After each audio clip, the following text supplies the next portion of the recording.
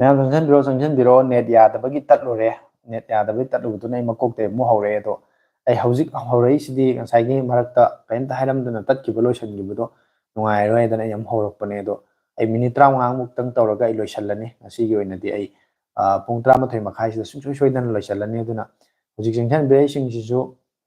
ngak comment तौसनबिरो अदुगा minute 35 मुक तौरगा आई 13 मखाइदा सोइदना लोइसनजरगे ngसाइ net तत्किबदुदा net नुंगाइगेदबदुदा मयामसे स्वाइलाउ मांगिबा अइगोंदसु comment सु लाकिद्रे अदु नेट यादबदुदा अइना मु नौना मु हौरकपने अदु Rahul Sarang थेमना good night bro hi होय राहुल गुड नाइट ओइरसे अइसु लोइसलदबने केमता हाइरमदना लोइसनबदु नुंगाइतेन अइ लाइव से मत अममु तौराबने अदुगा लोइदि लोइसलने सोइदना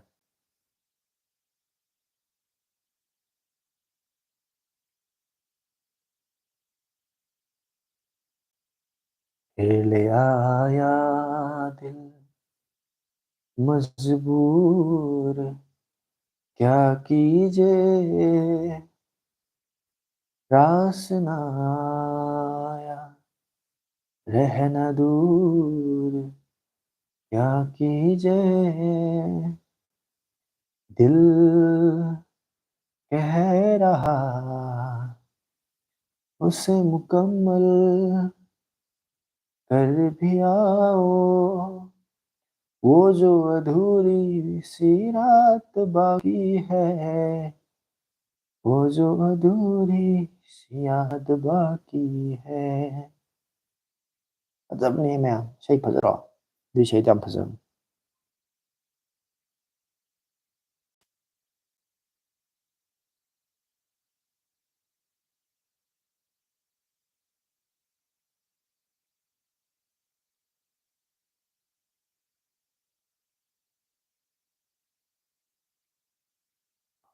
masih dah kam chali tumni ngukar power ngana loisonda yaro isu 13 makaidadi soida loisalani minit 10 mukta ngaire meyamse ngak inaiba changakpra yengkhise meyam changaktragadi live se loisaladabane minit 5 muk kari muk yengkhise nakana laki do nakana laki inge nakana laki inge na ngairabane laksanbiro meyam hojik ngak ke manungda sungsoi soidana loisanjarani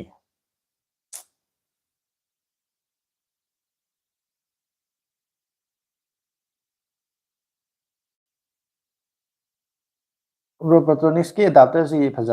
bro adum laibe abra hoi yabane protonics to aiso machinery aiso protonics ki charger am phana kuire sahi ama ani bu hele adum kem problem laite adum sinari hojik su dum yari aga wall da namsala laire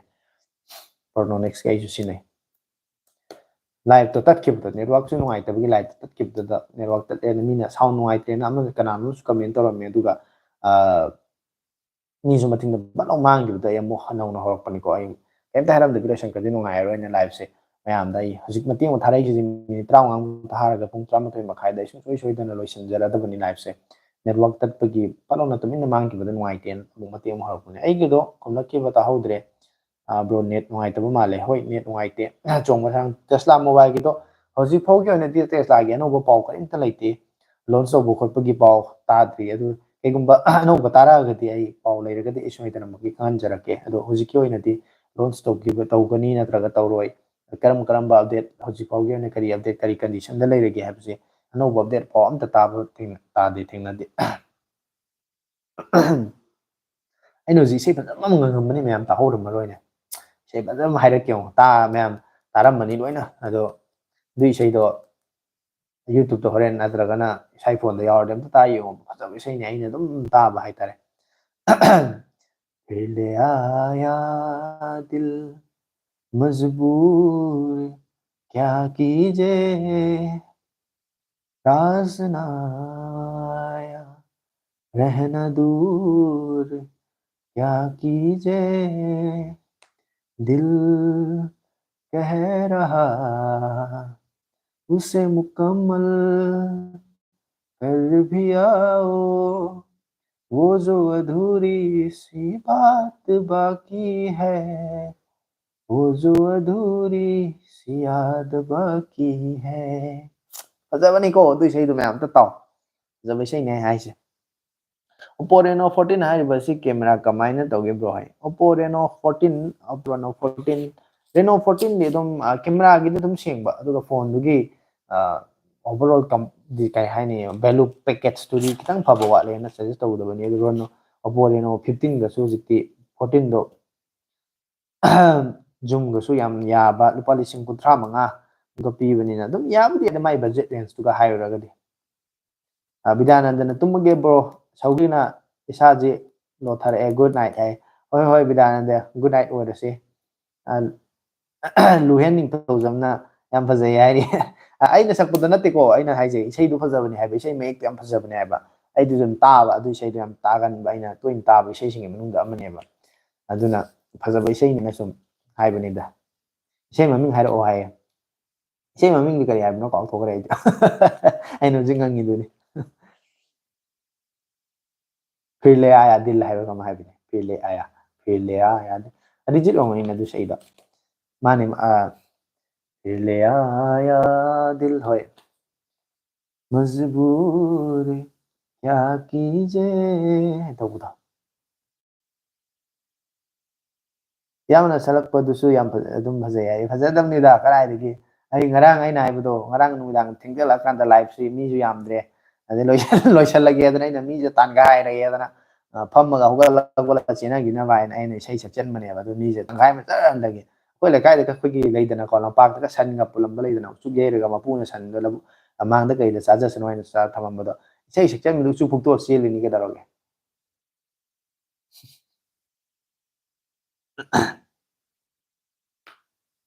ai ne am ta ba sei ma ga lai agni pat ki sei ma ga lai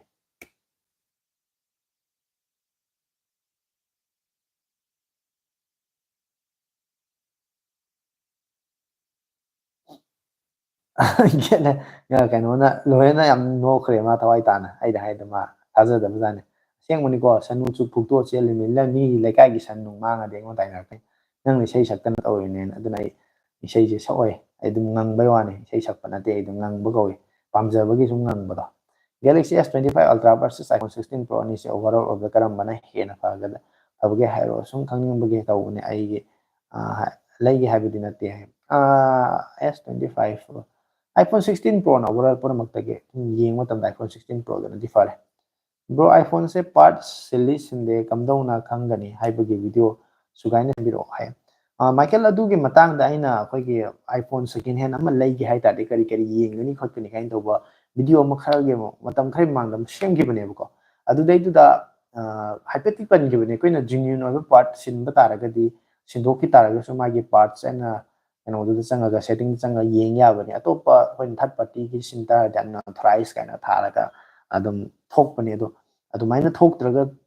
ꯊꯣꯛꯇꯕꯁꯨ ꯑꯗꯨꯝ ꯌꯥꯎꯏ ꯁꯤꯟꯗꯣꯛꯈꯤꯕꯁꯦ ꯑꯗꯣ ꯃꯅꯨꯡꯗ ꯑꯩꯈꯣꯏꯅ ꯀꯩ ꯍꯥꯏꯅꯤ ꯍꯥꯔꯗꯋꯦꯌꯔꯁꯦ ꯀꯝꯄꯣꯅꯦꯟꯁꯦ ꯑꯗꯨꯝꯕ ꯁꯦꯇꯤꯡꯗ ꯀꯩꯗ ꯊꯣꯛꯇꯕ ꯄꯣꯠ ꯑꯃ ꯁꯤꯟꯗꯣꯛꯈꯤꯕꯗꯤ ꯑꯩꯈꯣꯏ ꯈꯪꯕ ꯈꯔ ꯋꯥꯅꯤ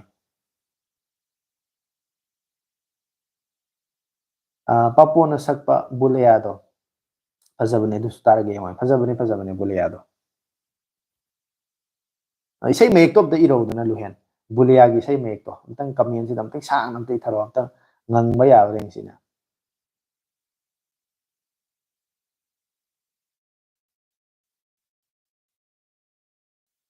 ꯑꯩꯗꯤ ꯉꯥꯛꯇꯪꯁꯤꯗ ꯅꯤꯡꯁꯤꯡꯕꯗ ꯀꯥꯎꯊꯣꯛꯈ꯭ꯔꯕ ꯍꯥꯏꯇꯥꯔꯦ तू याद करे या ना मुझको चाहे आंखों का पैगाम न ले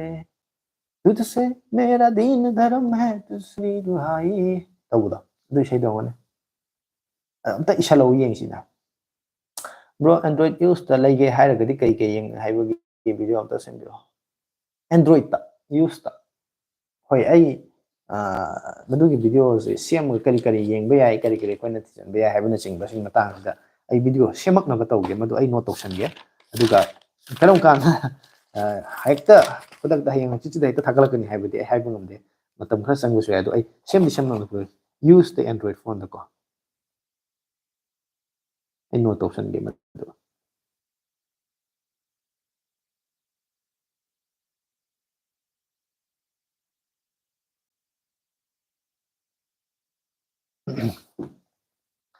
ꯃꯌꯦꯛꯇꯤ ꯐꯖꯅ ꯐꯥꯗꯦ ꯏꯌꯥꯝꯕ ꯍꯥꯏꯗꯤ ꯑꯗꯨ ꯍꯧꯖꯤꯛꯀꯤ ꯑꯩꯅ ꯉꯪꯈꯤꯕꯗꯣ ꯑꯣꯏꯔꯝꯗꯣꯏꯅꯦ ꯕꯨꯂꯤꯌꯥꯒꯤꯗ तू याद करे या ना मुझको चाहे आंखों का पैगाम न दे तुझसे मेरा दीन दरम है तुझसे मेरी दुहाई ꯇꯧꯕꯗꯣ ꯑꯗꯨ ꯏꯁꯩꯗꯨꯅꯦ बुल्ले सा सोनाई मैं भी नाचू मनाऊं सोने यार का चलो मैं आज साधन ꯑꯗꯨꯃꯥꯏꯅ ꯇꯧꯕ ꯑꯃ ꯂꯩꯕꯅꯦ ꯑꯗꯨꯒꯤ ꯏꯁꯩꯗꯣ ꯑꯣꯏꯗꯣꯏꯅꯦ ꯑꯗꯣ ꯑꯩ ꯃꯌꯦꯛꯇꯣ ꯑꯩꯁꯨ ꯐꯖꯅ ꯐꯥꯗꯦ ꯑꯗꯨꯒꯤ ꯏꯁꯩꯗꯨꯅꯤ पापोन इसे लोई फजैदा ना आए हो ना आओगे ना फोन पे बुलाओगे न शाम की करारी चाय न बोसे यूं पिलाओगे ना आए हो ना आओगे न दिन ढले सताओगे अमरूद के सिरहान पे रिमोट को पाओगे गए तुम गए हो क्यों बात बाकी है गए तुम गए हो क्यों साथ बाकी है गए तुम गए हम थम गए हर बात बाकी है गए क्यों जिए क्यों फजब इसेने पापोन इसे फजब फजब सही पापोन पापोन से मागी खोजे ताबसु नंगाई मोह मोह के तौबद हागे तौबद अदुसु मा अदु माजु अइना कहीं नहीं पामजब सिंगर अमसु ओइरे अदुगा सपोर्ट याम तौब सिंगर नि मरमदि असम दैनि न कोमादो खोगी नॉर्थ ईस्ट तगी अफाव अदुम सिंगर अम लाइक पाइ कोई सपोर्ट तौबदमनि मरमदि अतोप लमगिदि म्याम अम लाइके अदो खोई मे कनो साइड तगिदि मोइनसु क्या मसक खंबिदे मरमदि कव अदि पापोन नि नमदा मंगमदला फाव बाइदो ओइरे अदुना पापोन से अइनसु याम पामजबसु ओइ ꯑꯩꯒꯤ ꯀꯃꯦꯟ ꯀꯥꯟꯊꯣꯛꯄꯤꯔꯒ ꯑꯇꯣꯞꯄ ꯑꯃ ꯄꯥꯕꯤꯔꯦ ꯑꯗꯨ ꯏꯁꯩ ꯑꯣꯏꯅ ꯊꯣꯛꯄꯤꯔꯒ ꯊꯥꯒꯠꯆꯔꯤ ꯍꯥꯏꯔꯤ ꯑꯣ ꯌꯥꯝ ꯅꯨꯡꯉꯥꯏꯔꯦ ꯍꯣꯔꯦꯟ 11:30ꯗ ꯂꯣꯏꯁꯤꯜꯂꯁꯦ ꯍꯥꯏꯕꯅꯤꯅ ꯑꯩꯁꯨ ꯇꯨꯝꯅꯕ ꯇꯧꯔꯒꯦ ꯍꯥꯏ ꯑꯣ ꯑꯗꯨ ꯄꯥꯍꯧꯗ꯭ꯔꯦ ꯁꯥꯎ ꯌꯥꯗꯦ ꯋꯥꯔꯧ ꯌꯥꯗꯦ ꯏꯁꯩ ꯑꯣꯏꯅ ꯁꯛꯄꯤꯔꯛꯄ ꯊꯥꯒꯠꯆꯔꯤ ꯌꯥꯝ ꯐꯔꯦ ꯅꯨꯡꯉꯥꯏꯔꯦ ꯉꯁꯤꯗꯤ ꯄꯣꯊꯥꯔꯒ 11:30 ꯂꯣꯏꯔꯅꯤ ꯍꯥꯏꯕꯅꯤꯅ ꯍꯥꯏ ꯕ꯭ꯔꯣ ꯁꯣꯏꯗꯅ ꯁꯦꯝꯕꯤꯔꯛꯎ ꯇꯨꯝꯃꯒꯦ ꯍꯥꯏ ꯇꯨꯝꯃꯣ ꯒꯨꯗ ꯅꯥꯏꯠ ꯑꯗꯣ ꯑꯩ ꯁꯦꯝꯗꯤ ꯁꯦꯝꯃꯛꯅꯕ ꯇꯧꯒꯦ ꯀꯔꯝ ꯀꯥꯟꯗꯅ ꯆꯞ ꯆꯥꯕꯗꯤ ꯑꯩ ꯍꯥꯏꯕ ꯉꯝꯗꯦ ꯄꯨꯡ 12:30 ꯇꯥꯔꯦ ꯃꯤꯅꯤꯠ ꯑꯅꯤꯇꯪ ꯉꯥꯏꯔꯦ ꯑꯗꯨꯅꯅꯤ ꯑꯩ ꯂꯣꯏꯁꯤꯜꯂꯅꯤ ꯃꯤꯅꯤꯠ ꯑꯅꯤꯁꯤꯗ ꯑꯩ ꯁꯣꯏꯗꯅ ꯂꯣꯏꯁꯤꯜꯂꯅꯤ ꯑꯗꯨꯅ ꯃꯌꯥꯝ ꯉꯁꯥꯏꯒꯤ ꯏꯁꯩ ꯐꯖꯕꯗꯣ ꯀꯔꯝ ꯂꯨꯍꯦꯟ ꯃꯌꯦꯛꯇꯣ ꯑꯝꯇ ꯏꯁꯜꯂꯛꯑꯗꯤ ꯑꯩ ꯇꯤ ꯉꯪꯊꯔꯛꯀꯅꯤꯍꯦ ꯂꯣꯏꯁꯤꯜꯂꯝꯗꯥꯏ ꯇꯨꯃꯤꯟꯅ ꯏꯇꯣꯝꯇ ꯁꯛꯑꯒ ꯑꯗꯨꯝ ꯇꯨꯃꯤꯟꯅ ꯀꯩꯝ ꯍꯥꯏꯔꯝꯗꯦ ꯑꯗꯨꯝ ꯃꯥꯡꯉꯒꯦ ꯁꯨꯃꯥꯏꯅ ꯇꯧꯔꯒ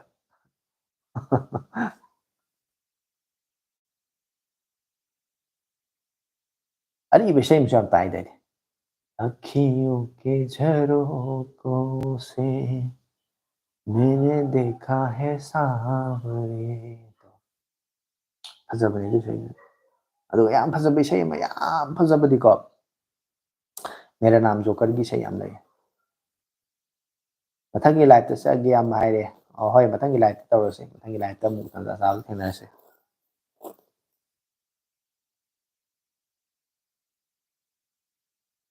जीना यहाँ मरना यहाँ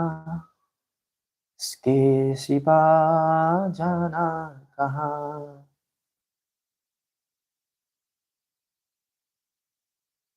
दूमसु लैरे अदुगा अमना जाने कहाँ गए वो दिन कहते थे तेरी राह में सपनों को हम बिछाएंगे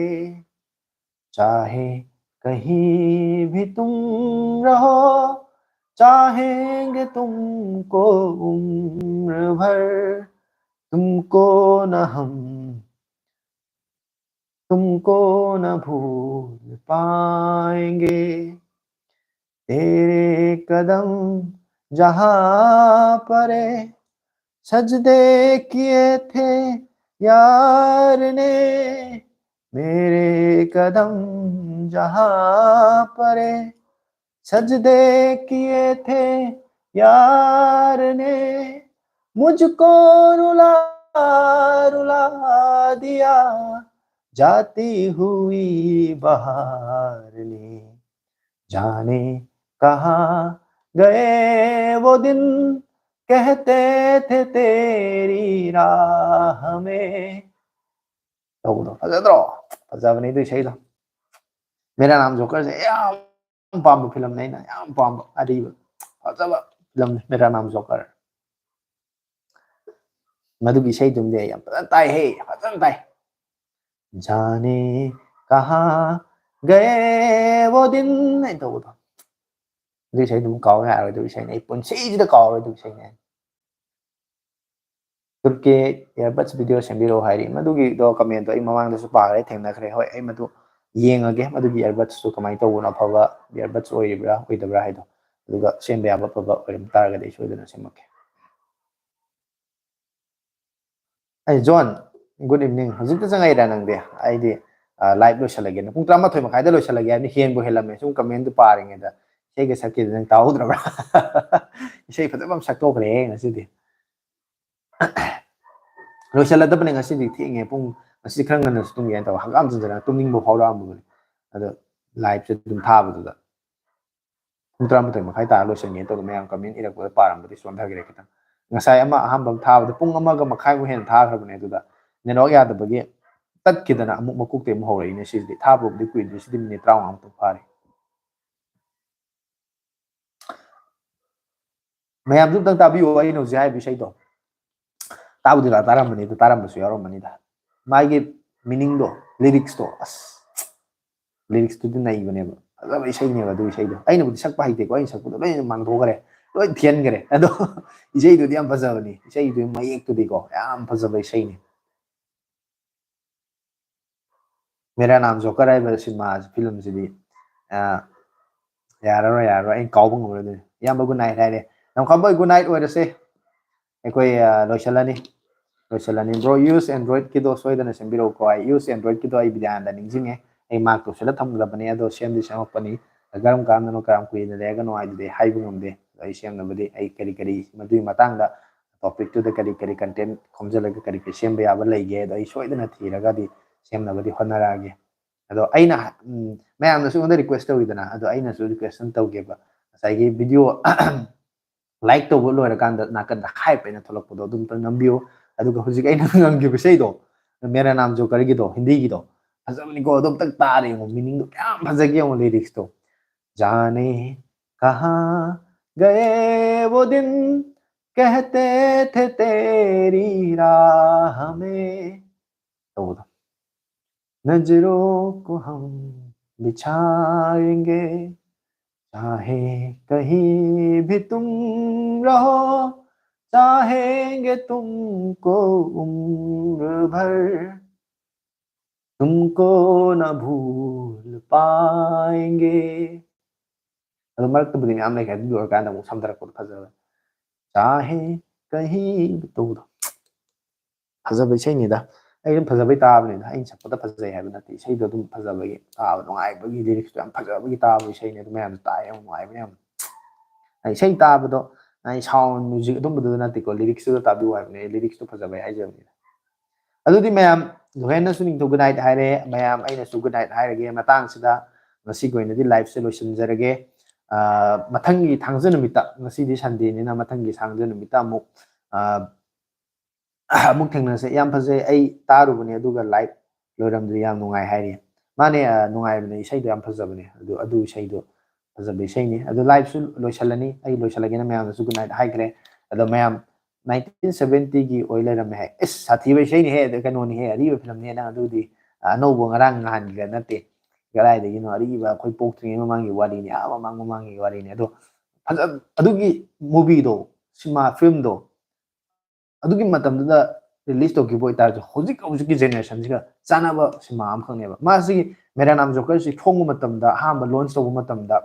अदुगी वारी से मतमदुगी जनरेशन लॉक्शन मंगमदा बायता सुंबा सु थोलकदरने सुंबा सि किसु थोलकदबु लेते दा हाइना मासे लॉक्शन मंगमदना मतमदुदा फ्लॉप ओइग्रेबा हाम लॉन्च तोगु मतमदा दु मतम खरा लेकांदादी मदुगी पोतुगा सुम चानाबा सोशली मदुगा एक्सेप्ट तोबा याबा दु मयाम थोलकपदगी अदुगी फिल्म दो अमु खौना नौना मुको रीलॉन्च तोगु मतमदा पूरा super hit oigiba dumba sima film am khangne bako aduna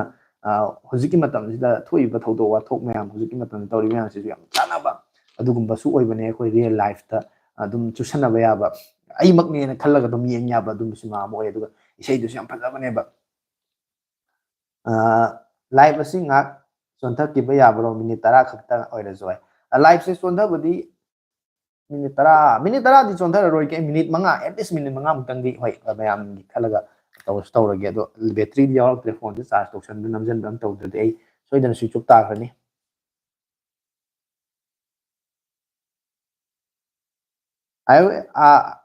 Limbu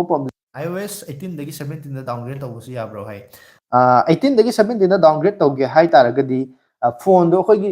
factory ꯔꯤꯁꯦꯠꯀꯨꯝꯕ ꯇꯧꯊꯣꯛ ꯇꯥꯕ 17 ꯂꯥꯛꯄ ꯑꯗꯨꯒꯨꯝꯕ ꯀꯩꯅꯣ ꯑꯣꯏꯇꯥꯔꯦ iOS ꯇꯣ ꯐꯦꯛꯇꯔꯤ ꯔꯤꯁꯦꯠ ꯇꯧꯕ ꯃꯇꯝ ꯗꯦꯇꯥꯗꯤ ꯃꯥꯡꯒꯅꯤ ꯑꯗꯨ ꯐꯣꯟꯒꯤ ꯗꯦꯇꯥꯗꯤ ꯃꯥꯡꯕꯅꯦ ꯑꯗꯨꯅ ꯐꯣꯟꯒꯤ ꯗꯦꯇꯥ ꯐꯣꯟꯗꯨꯗ ꯌꯥꯎꯕ ꯚꯤꯗꯤꯑꯣꯁ ꯐꯣꯇꯣ ꯀꯟꯇꯦꯛꯁꯀꯨꯝꯕ ꯀꯩꯀꯩ ꯃꯌꯥꯝꯗꯣ ꯍꯥꯟꯅ ꯂꯣꯏ ꯕꯦꯀअꯞ ꯇꯧꯔꯀꯥꯟꯗ ꯐꯦꯛꯇꯔꯤ ꯔꯤꯁꯦꯠ ꯇꯧꯔꯒꯗꯤ ꯑꯗꯨ ꯌꯥꯅꯤ ꯑꯣꯞꯁꯟ ꯑꯃꯗꯤ ꯑꯗꯨ ꯂꯩ ꯑꯗꯨ ꯅꯠꯇ꯭ꯔꯒꯗꯤ ꯑꯩꯈꯣꯏꯒꯤ ꯁꯣꯐꯋꯦꯌꯔ ꯅꯧꯅ ꯀꯥꯞꯄ ꯑꯗꯨꯃꯥꯏꯅ ꯑꯩꯈꯣꯏꯅ ꯑꯗꯨꯃꯥꯏꯅ ꯑꯣꯟꯊꯣꯛꯄ ꯑꯗꯨꯗꯤ ꯑꯩ ꯇꯧꯍꯟꯅꯤꯡꯗꯦ ꯑꯗꯨꯝꯕꯗꯨꯗꯤ ꯑꯗꯨꯒ ꯍꯧꯖꯤꯛꯀꯤ ꯐꯦꯛꯇꯔꯤ ꯔꯤꯁꯦꯠ ꯇꯧꯕ ꯃꯇꯝꯗꯗꯤ ꯃꯥꯡꯒꯅꯤ ꯐꯥꯏꯜꯁꯨ ꯃꯥꯡꯕꯅꯤꯀꯣ ꯗꯦꯇꯥ ꯃꯥꯡꯕꯅꯤꯀꯣ ꯑꯗꯨꯗꯣ ꯗꯦꯇꯥ ꯃꯥꯡꯒꯅꯤ ꯍꯥꯟꯅ ꯂꯣꯏꯅ ꯔꯤꯀꯣꯚꯔ ꯇꯧꯕꯤꯔꯣ ꯗꯦꯇꯥꯁꯤꯡꯗꯣ ꯍꯥꯟꯅ ꯅꯠꯇ꯭ꯔꯒꯗꯤ ꯗꯦꯇꯥ ꯃꯥꯡꯒꯅꯤ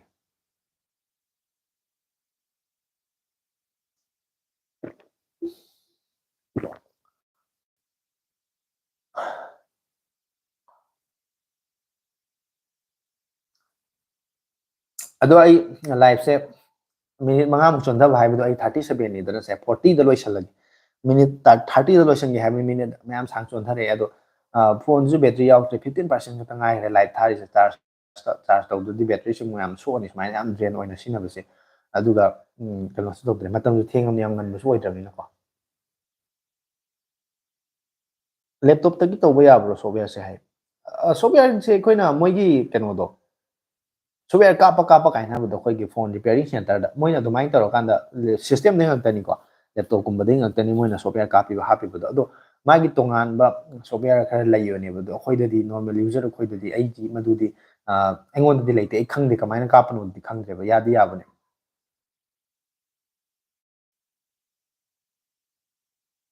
ꯑꯩꯅ ꯂꯥꯏꯚ ꯊꯥꯔꯤ ꯐꯣꯟꯁꯦ ꯀꯩꯅꯣꯅꯤ ꯑꯦꯗꯤꯁꯟꯗꯨꯅꯤ ꯐꯣꯟꯁꯦ ꯕꯦꯇ꯭ꯔꯤ ꯌꯥꯝ ꯆꯥꯎ 4500 ꯈꯛ ꯑꯣꯏꯕꯒꯤꯀꯣ ꯑꯗꯣ ꯕꯦꯇ꯭ꯔꯤꯁꯦ ꯉꯁꯥꯏ ꯑꯩ 70-80% ꯑꯗꯨꯋꯥꯏꯗꯒꯤ ꯂꯥꯏꯠ ꯊꯥꯕꯗꯨꯅ ꯍꯧꯖꯤꯛ 15% ꯈꯛꯇ ꯉꯥꯏꯔꯦ ꯑꯗꯣ ꯄꯨꯡ 2ꯃꯨꯛꯀꯤ ꯆꯥꯡ ꯂꯥꯏꯠ ꯊꯥꯔꯛꯑꯕꯅꯦ ꯑꯗꯨꯅꯅꯦ ꯕꯦꯇ꯭ꯔꯤꯁꯦ ꯗꯥꯎꯟ ꯑꯣꯏꯔꯛꯏꯁꯦ ꯆꯥꯔꯖ ꯇꯧꯔ ꯅꯝꯁꯤꯜꯂꯒ ꯇꯧꯕꯗꯨꯁꯨ ꯄꯥꯝꯗꯕ ꯑꯗꯨꯒ ꯆꯥꯔꯖꯔꯁꯨ ꯍꯧꯖꯤꯛꯁꯨ ꯆꯥꯔꯖꯔꯁꯦ 15% ꯈꯛꯇ ꯉꯥꯏꯔꯦꯕ ꯑꯗꯨꯅ ꯑꯩ ꯂꯥꯏꯐꯁꯦ ꯍꯧꯖꯤꯛ 38 ꯆꯠꯂꯦꯗꯅ 39 40ꯗꯗꯤ ꯑꯩ ꯁꯣꯏ ꯂꯣꯏꯁꯤꯟꯖꯔꯒꯦ ꯃꯌꯥꯝ ꯋꯥꯔꯧꯕ ꯌꯥꯗꯦ ꯉꯁꯤ ꯌꯦꯡꯕꯤꯔꯤꯕ ꯃꯌꯥꯝꯁꯨ ꯑꯗꯨꯒ ꯇꯨꯡꯗ ꯑꯞꯂꯣꯗ ꯇꯧꯔꯀꯥꯟꯗ ꯂꯥꯏꯚꯁꯦ ꯂꯣꯏꯈ꯭ꯔꯀꯥꯟꯗ ꯌꯦꯡꯕ ꯃꯤꯁꯨ ꯌꯥꯎꯔꯛꯀꯅꯤꯅ ꯑꯗꯨ ꯃꯌꯥꯝꯗꯁꯨ ꯀꯃꯦꯟ ꯀꯩꯀꯩ ꯂꯩꯕꯗꯣ ꯑꯗꯨꯝ ꯍꯪꯕꯤꯔꯛꯑꯣ ꯌꯦꯡꯉꯁꯦ ꯑꯗꯨꯗ ꯑꯩꯅ ꯍꯪꯕ ꯆꯅꯤꯔꯛ ꯈꯪꯗ꯭ꯔꯗꯤ ꯍꯦꯛꯇ ꯈꯨꯝꯃꯛꯇꯦ ꯀꯩꯒꯤꯅꯣ ꯍꯥꯏ ꯑꯩ ꯃꯃꯥꯡꯗꯁꯨ ꯑꯩ ꯈꯨꯝꯈꯤꯗ ꯁꯤ ꯃꯊꯪ ꯃꯃꯥꯡꯒꯤ ꯀꯃꯦꯟꯗꯗꯤ ꯍꯪꯉꯛꯈꯤꯗꯕ ꯃꯥꯜꯂꯦ ꯈꯨꯝꯖꯈꯤꯕꯅꯦ ꯑꯗꯨꯃꯥꯏꯅꯗꯤ ꯂꯩꯇꯦ ꯑꯍꯥꯟꯕꯒꯤꯗꯣ ꯑꯩ ꯈꯨꯝꯈ꯭ꯔꯕꯅꯤꯀꯣ